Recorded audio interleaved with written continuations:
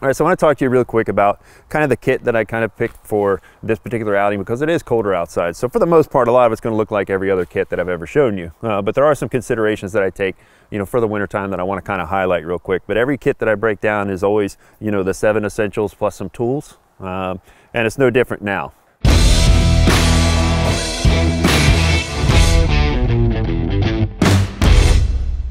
So for the fire kit, everything's pretty much the same as what I normally carry. I like to have 4 different ignition sources, especially in the wintertime because fire is so critical to staying warm. Typically, I'll just carry a lighter in my pocket and keep that warm.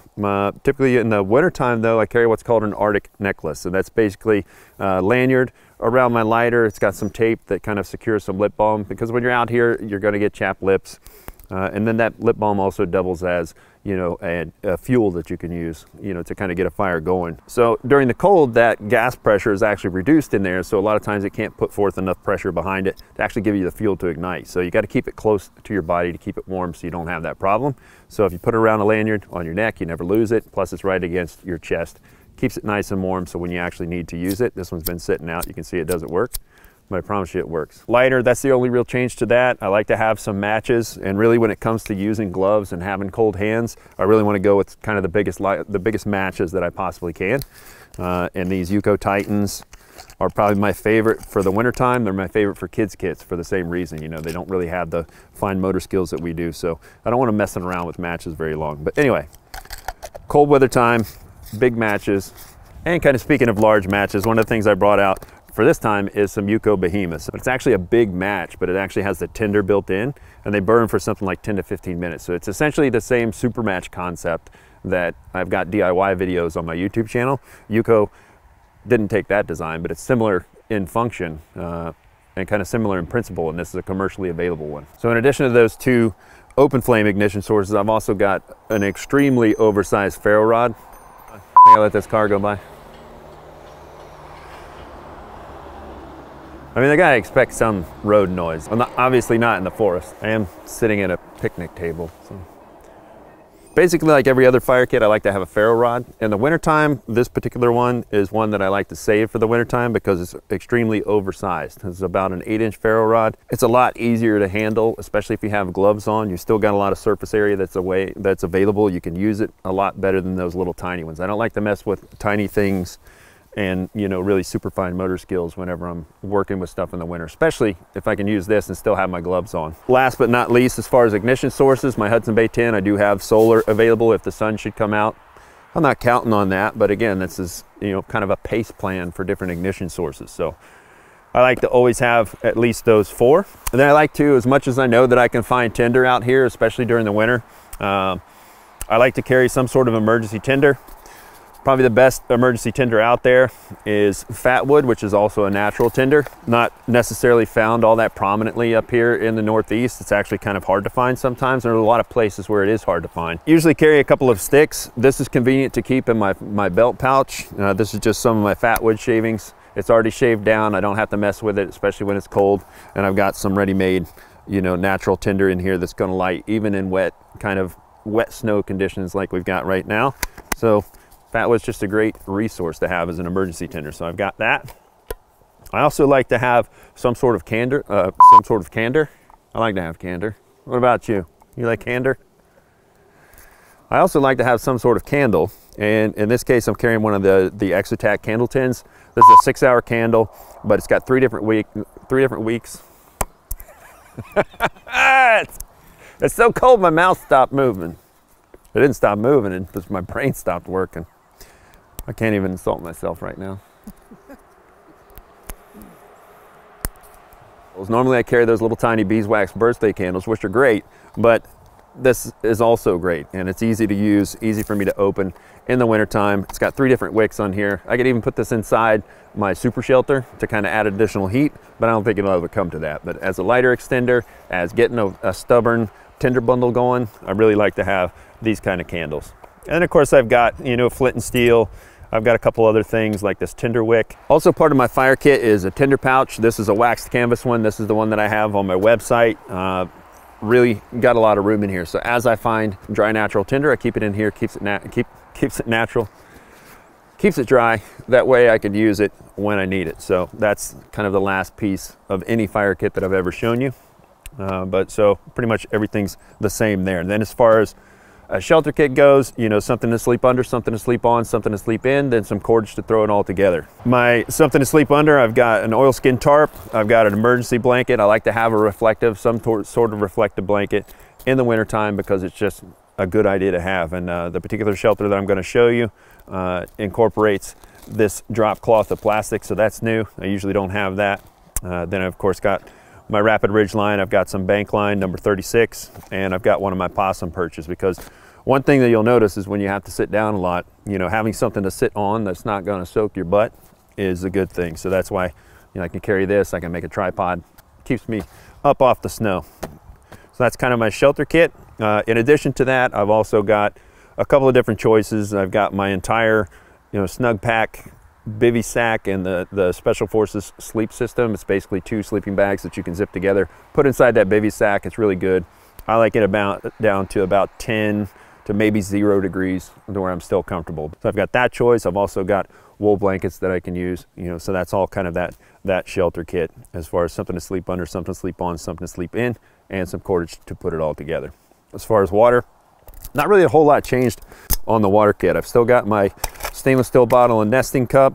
I've still got a cotton shamag, and we'll talk about that more when we get into, you know, procuring water in this type of environment. Then as far as food, I've got a skillet, I've got a bush pot, and then just a kuksa and a spoon. This is actually a flat pack stove that I like. I've got that to go for food, and I've got some food in my haversack. As far as first aid, I've got the GB2 IFAK right here, and this is actually the pouch that we have that I had custom made by a buddy of mine. He's an old Green Beret buddy of mine that makes these. But the GB2 IFAK is inside. I've also got the trauma shears inside. I've got an additional tourniquet because the extra tourniquet is actually in here. This is my quick grab tourniquet that's on the outside. And then of course I've got an emergency Mylar blanket tucked in there as well. So basically everything that you've seen me use in the past is in here. As far as signal, I've got my signal joey that's got some passive and active day and night signals inside it. It also, you know, you have the ability to lash it to the back of your pack, and if you need it to signal, you can flip it over. I like to, in the wintertime, have this visible, because if something happens, if I fall down, get stuck out there, I'm going to be a lot easier to see in the snow with something highly visible like this for anybody that comes to look for me. So I like the signal joey, and then of course headlamp and batteries. One thing I'll tell you about the winter is make sure you bring more batteries than you think you need, because they don't work as well in the cold. And then tools, you know, I like to have a multi-tool, which in this case I've got my Swiss Army knife again. I've got a couple different choices of knives here. I've got a GB2 Puko, and of course the Garberg, which is one of my favorites. Then, you know, really some tools and maintenance that I've got. Nothing really that you haven't seen me use before as far as maintaining tools, you know, just a file for the axe. This time I've got, because I'm bringing an axe this time, I've got an actual puck, you know, if I have any damage on that. Got some olive oil to keep all the carbon steel lubricated. I do have a Scotch eye auger this time. I'll show you how I'm going to use that. And of course the Marlin spike hitch, or the Marlin spike actually. I like to have these especially in the winter, because when your fingers are cold and you're trying to recover cordage, it can get really difficult. So if you have this to kind of get those knots loose, it's really a helping hand. So have these in the winter, really important. And I've got bigger saws, but I do still like to keep this small little pocket boy in my actual kit, because I don't always need a big buck saw, you know, to take down small stuff for crafts and materials and things that I'm doing. Sometimes I just need a little saw. So that's kind of what I've got going on for the toolkit. And then last but not least, on the kind of gear repair and maintenance kind of section of things, is I've got an Exotac rip spool. This has got a sail needle inside, and then it's a machined aluminum housing. So I can actually use that as an awl. Even though I've got one on my Swiss Army knife, I could use that as an awl. And then I've got some tape around the outside with some thread / braided fishing line that I could use to repair gear. So one thing I didn't talk to you guys about, just the standard nav kit. I always bring a map and a compass of the area. I like to have some waterproof paper that I can use to write some notes down, mechanical pencils. Kind of in the wintertime, a couple other things you need to think about is a lot larger tools. At least I do. I like to have larger tools than I normally would carry, you know, for the other seasons. Because really you need to put away a lot of firewood for the night to stay warm. So, you know, while that small silky is great, for most things, you know, when you really need to put away, you know, a lot of firewood, you need to start thinking about the larger tools. I like to bring in things like axes and buck saws, larger silkies. I've had this one for several years. It's a very large saw. This particular one is a Silky Big Boy. So this one works really well. It cuts really fast. Like all silkies, it only cuts on the pull stroke. But then, you know, an even bigger option that I can cut even larger diameter firewood with is this collapsible buck saw. And I've got it put together, but it collapses down. So that's really good for putting away firewood. As far as getting access to that firewood, you know, having some sort of axe is going to go a long way. If you're, especially if it's snow covered and you can't see any of the stuff that's on the ground, when the stuff that's on the ground is soaked, you might have to go to the dead standing kind of stuff. So if you're talking about bringing down dead standing, you can do a lot with just an axe and a saw. And really, the amount of firewood you expect to put down, the diameter of the trees that you expect to be taken down, you know, as far as what's predominantly dead standing in the area you're going to be in, kind of determines what size axe you can get away with. This is a Woodcraft pack axe. This is probably one of my favorite. I'll call it a larger axe, but it's still a pack axe, right? It's got a 24-inch handle. This is from Council Tool. It's American made. Really, really solid axe, really good axe, especially for the eastern woodlands and the northeast. I really like it. So that's kind of the largest that I'll go as far as what I'm carrying into the forest for the most part. But that is my favorite axe. Then kind of a smaller version that I might be able to get away with, depending on where I'm going, is also Council Tool Woodcraft. This particular one is the Camp Carver. So it's a little bit bigger than a normal hatchet, but it's also still smaller than that pack axe, but functions really well. So we'll probably get to use that. But you know, those are kind of a couple of different options that you can use as far as putting away your lumber for the night. The other thing to think about is mobility. One, you've got icy conditions, those are slippery conditions. The chance for mechanical injury in the forest and in the wilderness is pretty high anyway. You know, mechanical injury, especially to the lower extremities, that's pretty high. That's one of the most common wilderness things you're going to run into as far as injuries go.